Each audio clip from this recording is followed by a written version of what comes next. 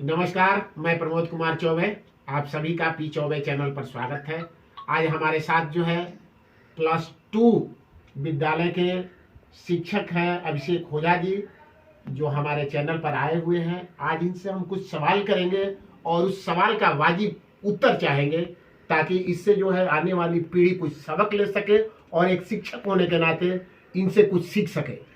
तो अभिषेक होजा जी, बहुत बहुत स्वागत है आपका हमारे चैनल पर। जी, सबसे पहले मैं आपका स्वागत करता हूँ। तो पहला प्रश्न यह है कि आज जो है बच्चों युवा पीढ़ी है, युवा पीढ़ी में आज हम देख रहे हैं कि संस्कार की कमी है, नैतिक शिक्षा की कमी है, और यह जो युवा पीढ़ी है बहकावे में आ जा रही है दूसरे के बहुत जल्द। आखिर इसका कारण क्या है? वो दूसरे तरफ मोटिवेट हो जा रहे हैं। अभी पढ़ने का उम्र है तो लोगों के पीछे पीछे जिंदाबाद मुर्दाबाद करते चल रहे हैं, अपना समय गंवाते हैं। समय की न फिक्र है और न बड़ों का आदर है। तो ऐसे माहौल में आप एक शिक्षक होने के नाते युवा पीढ़ी को क्या संदेश देना चाहते हैं? सबसे पहले मैं शिक्षक होने के नाते बच्चों को यह संदेश देना चाहता हूँ कि जब जो समय का निर्धारण है उस समय का निर्धारण आप स्वयं करें, क्योंकि किसी के लिए भी समय जो है बहुत ही तेज गति से निकलता है। मैं युवाओं को यह संदेश देना चाहता हूं कि जो समय है, समय का प्रबंधन आप ठीक ढंग से करें।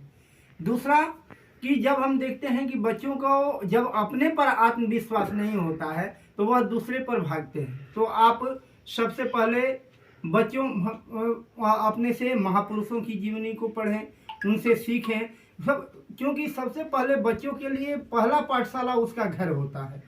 घर में बच्चे सीखते हैं जैसे संस्कार। इसका कारण, सबसे बड़ा कारण है कि जो हम संयुक्त परिवार से एकल परिवार की तरफ चले, तो बच्चों में एक वो अपने जैसे पुराने समय में हम लोग देखे कि अपने दादा नाना नानी से जो कहानियां सुनते थे वह बच्चों के लिए एक प्रेरक होता था, और उसमें महापुरुषों की कहानी सुनाया जाता था, रामायण की कहानी सुनाया जाता था, महाभारत की कहानी सुनाया जाता था, और उससे बच्चे जो है वीरता के, जो वीर पुरुष के जो होते हैं लक्षण अपने दादा नाना नानी से सुनते थे।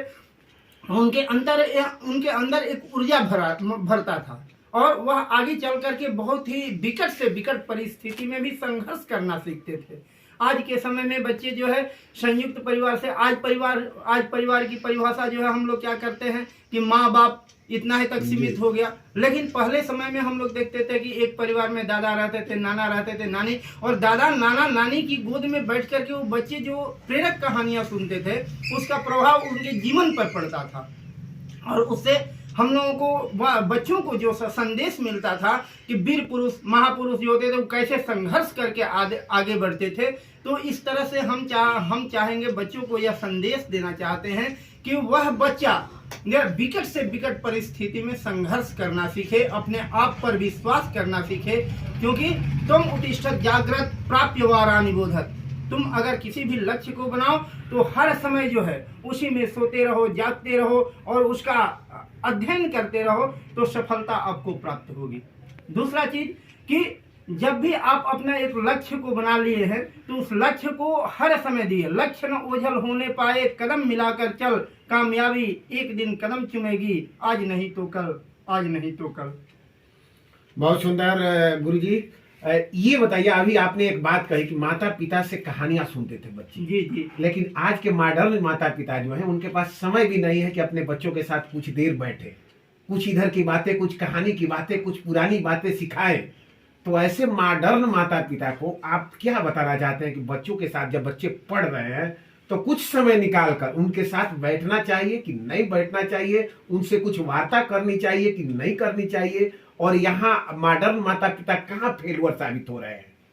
यहाँ देखिए, सबसे बड़ी बात है कि यहाँ समाज में जो विकृति उत्पन्न हुआ है वह एकल परिवार का दिन है जी। माता पिता जो है हमेशा जो है चले जाते हैं, अपने काम में व्यस्त होते हैं, और उस समय को न देने के कारण ही बच्चे जो है संघर्ष करना नहीं सीख पाते हैं। वह क्या होते हैं कि अपने में ही रह जाते हैं, अपने तक सीमित रह जाते हैं। और सबसे बड़ा एकल होने का कारण है मोबाइल। मोबाइल में भी बच्चे जो है जाते हैं और वह अपने परिवार और समाज से कटते जाते हैं, यहाँ तक कि माता पिता से भी वो कटते जाते हैं। तो सबसे बड़ा कारण है कि आप उसको समय दीजिए।